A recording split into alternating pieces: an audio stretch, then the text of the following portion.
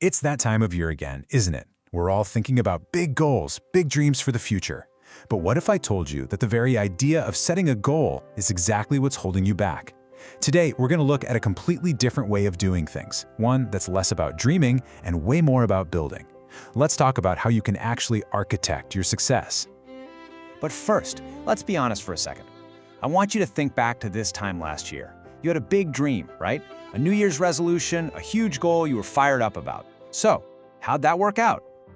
Yeah. If you're cringing a little bit right now, I get it. For almost all of us, that initial burst of motivation just kind of fades away. But here's the most important part. You are absolutely not alone in this. This is an incredibly common experience. So let's dive into that feeling, that fading dream. Why does this happen? Why do our best intentions seem to fall apart year after year after year? Well, it's because we fall into what you could call the goal-setting trap. See, we have this expectation, this fantasy of a smooth, steady climb to the top. But the reality? For most of us, it's this frustrating, painful cycle. We get a burst of motivation, we go hard, we hit a wall, we burn out, and then we just abandon the whole thing. It's a trap we unknowingly set for ourselves. And this really gets to the heart of the matter. The problem isn't that you're lazy, and it's not that you lack willpower. The real problem is the tool we're all taught to use, relying on goals and goals alone. It's why two people can have the exact same ambition, but end up in wildly different places. You know, goals kind of set us up to fail in three psychological ways. First, they create this all-or-nothing mindset. If you set a goal to lose 30 pounds, and you only lose 25, you feel like a complete failure, totally ignoring the fact that you lost 25 pounds. Second, goals rely on finite motivation, that initial excitement that just never ever lasts.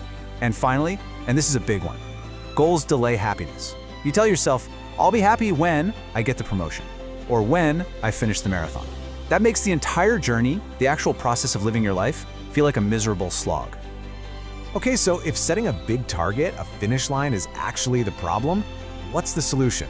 How are we supposed to make any progress at all? Well, the solution is a complete paradigm shift. It's about taking your eyes off the destination and focusing on something else entirely. It's about building systems, and trust me, this is a total game changer. So, what in the world is a system? It's actually pretty simple. A system is a repeatable process that you can actually control. A goal is the result you want. A system is the process that will lead to that result. It's the thing you do every day that, over time, makes your desired outcome almost inevitable. I absolutely love this metaphor. A goal is like staring at a picture of a finished skyscraper. It's big, it's intimidating, it's way off in the distance.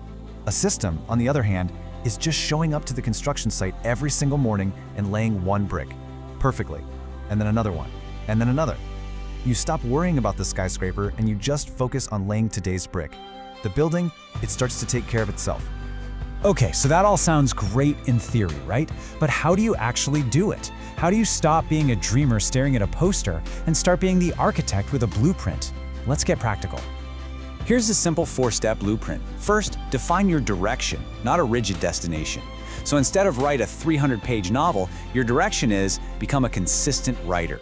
Second, identify the core action. What is that one single brick? For the writer, maybe it's write 100 words a day.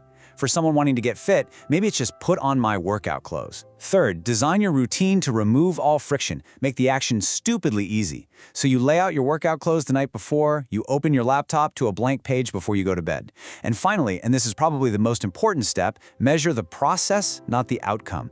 Don't track pages written or pounds lost, just track whether you showed up. Your job isn't to hit a target, your job is to not break the chain of showing up. See, when it all comes down to it, this requires a fundamental shift in how you even define success. It's about falling in love with the process, with the daily grind, not just fantasizing about the prize at the end. Let's just break this mindset shift down. With the goal, your focus is always on that distant finish line. With the system, your focus is just on today's starting line. In the goal world, success is hitting that one big target. In the system world, success is just showing up today. Motivation stops being about these rare bursts of inspiration and starts being fueled by the simple, steady rhythm of your routine. And maybe best of all, happiness isn't some far-off reward you get later. It's something you find right here, today, in the process itself. And if you only take one single thing away from this, please let it be this.